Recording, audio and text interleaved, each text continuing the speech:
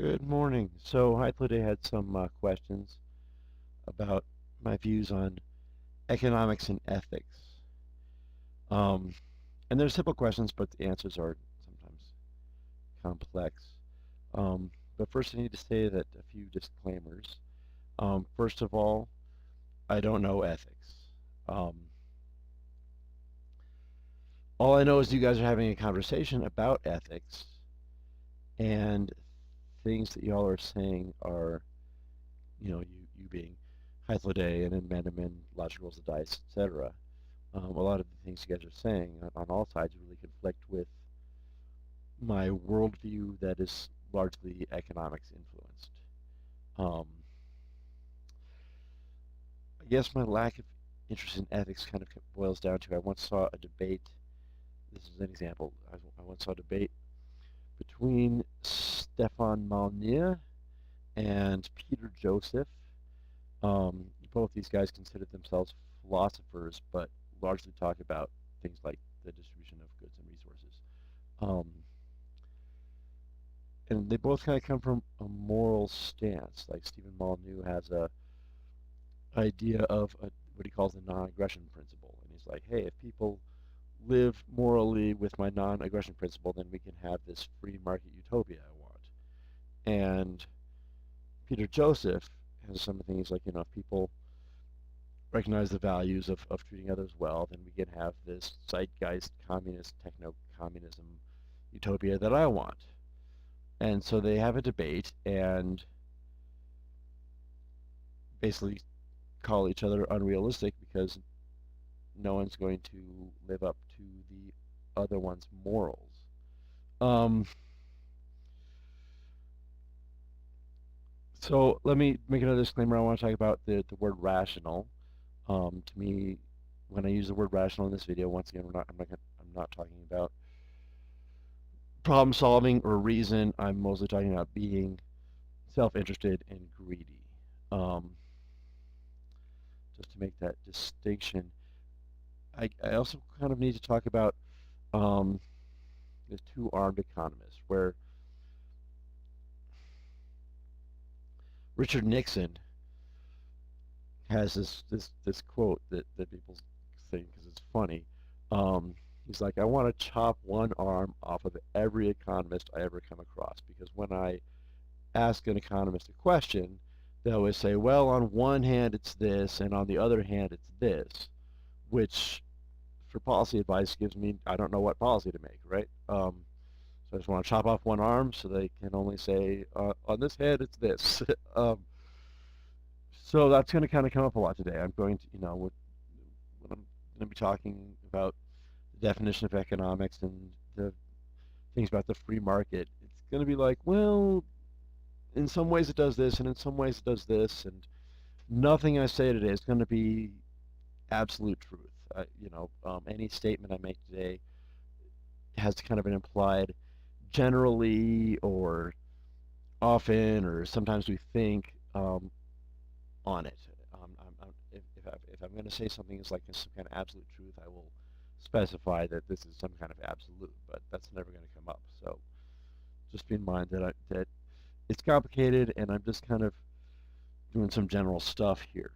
Now, Hythloday starts in the right place by let's start with the definition. Now, he calls it the purpose of economics, but I think the phrase he used was allocating scarce resources between competing agents. And I've seen that more used as a definition more than a purpose. It's kind of like we're trying to make some vague general set of necessary and sufficient conditions as far as what is economics. Um, and it's kind of an archaic definition um, that there's an idea called zombie economics where a lot of ideas make sense given the time period that the particular economist said them in. But then as things progress and the science gets more complicated, they're not as true anymore, I guess might be one way to say it. Um, and this definition kind of definitely falls into zombie economics where it kind of needs to be broadened. Um, some ways that we broaden this definition is by saying, well, scarce resources includes things like rights and time with your family. Um, the word scarce in this definition really just means non-infinite. Um, so that's kind of misleading. You know, in the science, we kind of redefine words to make them more general, so they include more things. Um, there was a study I looked at while I was in school where they were studying the beaver pelt trade back in early America as a historical economics.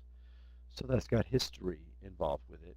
Plus, they had to do a lot of ecological resources as far as what is the reproduction rate of the beavers to see whether or not the harvests were sustainable.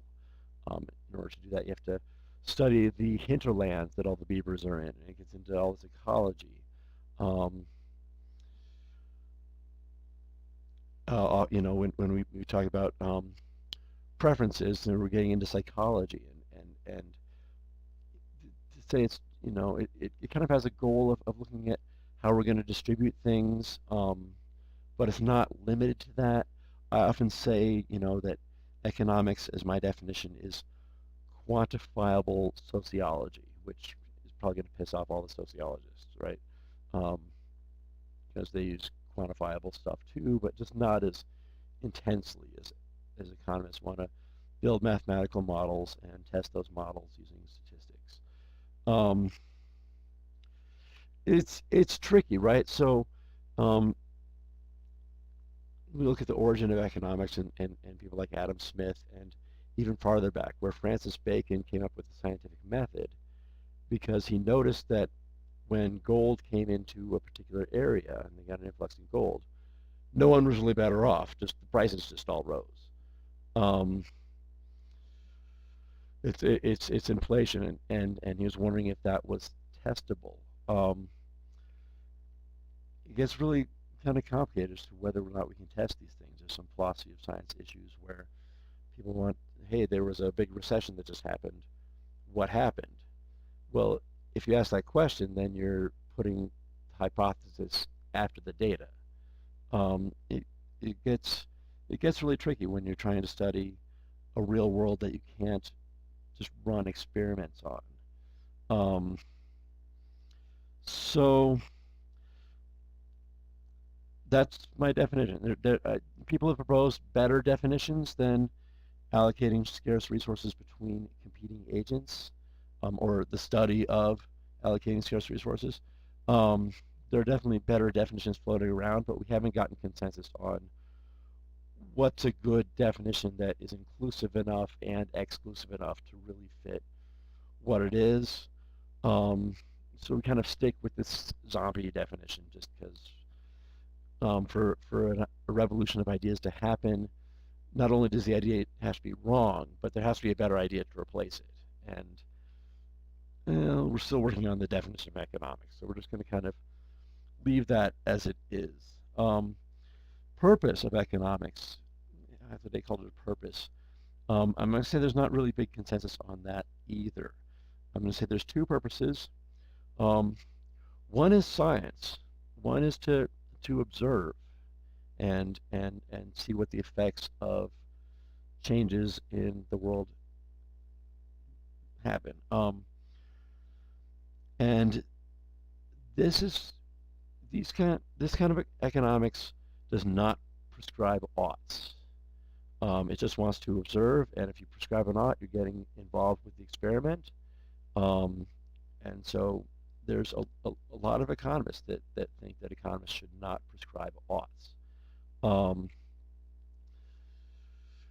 There's also normative economists, and I'm more fit into one of those, where I do a lot of policy advice, where I try to as an activist.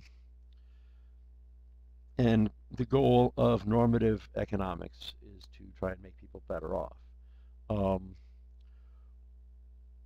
It's kind of hard to defend the scientific viewpoint because there's kind of a built-in ought in the philosophy of economics, where if the marginal benefit is bigger than the marginal cost, or we'll just say if the benefit is bigger than the cost, then there's an ought. Um, and this is subjective. It's down to the preferences of whoever it is we're talking about. Now, it's going to be a society. We're talking about society should do something when it's better off. And as I was describing in earlier videos, that can be very tricky. So what is the ought? Hythloday said, he's heard it's been proven that the free market is most efficient. One definition of efficiency is if if benefit equals the cost. Basically, if benefit is above the cost, we should do more of it until the benefit equals the cost. Or if the benefit is below the cost, we should do less of it. And eventually we'll get to some point where we can't go any farther. The benefit equals the cost, and that's one way to define efficiency. Eskimos have a lot of different words for the word snow, a lot of definitions for the word snow, and economists kind of do the same thing with efficiency, but the most basic definition is the point where marginal benefit equals marginal cost. So whether or not the free market has been proven to do that, it's hard, kind of depends on what you mean by the word proven. We could say mathematically proven under certain conditions, like very specific conditions, that there's a market force called competition, and it pushes suppliers into pricing where marginal benefit equals marginal cost. I'm not going to draw an X on the supply and demand X right now, but there's an idea of efficiency in that. And mathematically, it can be shown, look, that's the force of competition. But to say the free market does this, there's other forces besides competition that change things. So in the real world, there's things like externalities, public goods, property rights, other market failures like imperfect competition and inequality, that the free market is going to fail for some of these things. Externalities like are things where there's someone else involved in a transaction. So let's say I buy energy from the coal company. Well, everyone else is affected by the pollution, and so they aren't between me and the coal company when we make our transaction. They don't have any say in what happens. So that's something that's external to a trade that the free market can't do. So a lot of people out there, they're saying, oh, we should have, like Stephen Molyneux is saying, oh, we should have no government and we should let the market do everything. That's not really representative of the general consensus amongst, PhD type academic economists. They're going to more go for a limited government, where the free market's kind of baseline, kind of the goal we're trying to get to, but it can't do it itself, so we have to make laws to help it along. But it's tricky. When we try and solve these problems, it often makes things worse. I guess I'll just use a broad example of that of communism, where they have this idea, oh, if we produce this much, it'll be efficient, and so therefore we'll produce as much and distribute it and force the distribution on people. And this has just had tremendous failures and caused suffering. Forcing people to do what they don't want to do seldom works. They'll try and get around it in certain ways, like skirt what are the kind of regulations you're trying to put on them, or just flat out break the law and go for some kind of black market or something. It's really hard to try and impose things on things. So often, a lot of times, free market economists will say, like, well, the free market isn't perfect, but we can't do anything better than it. So it's tricky. That's kind of we're getting into the one hand on the other hand thing. Um, Now there's the free market has good things where um, it's really harsh on poverty. You check the free market and have the less regulations you have on the market, the more it will just attack poverty. And it gets complicated. Like people are like, well, I mean, we've got pretty loose regulations in the United States, and yet the unemployment's going up. And it's because, well, the market's going to places where there's more poverty. The jobs are going overseas to where the people are very poor, and that's what the market does. It goes straight for those people and gives them jobs. And people are like, well, I mean, yeah, but it's pretty horrible. It's all these sweatshop things. And yeah, it is pretty horrible. But sweatshops are brutal. But brutality is, in that sense, is better than barbarism, where people are just chopping each other up. Like it's moving towards development is a slow and painful process, but the more and more we can do that, socially, it's beneficial. Environmentally, maybe not so much, but um, the more technological we get, we are producing less pollution per person than ever before.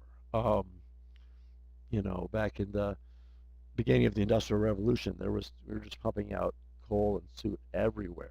Um, and since that time, um, we make more pollution overall now than we did in the Industrial Revolution, but we also have a lot more people. And per person, we do a lot less pollution now than previous. Anyways, I've gone off on a tangent. Um, okay, so yeah, efficiency is. Hythloday asks, is efficiency should that be the central determination of are we doing well? Um, and it's only one measure. There's other measures that let me go back a bit. I'm not really a free market economist. I'm often more for more regulations or change the underlying institutions um, to try and design something better than the free market. I'm just saying that as my own opinion. But so efficiency is just one measure. Um, okay, so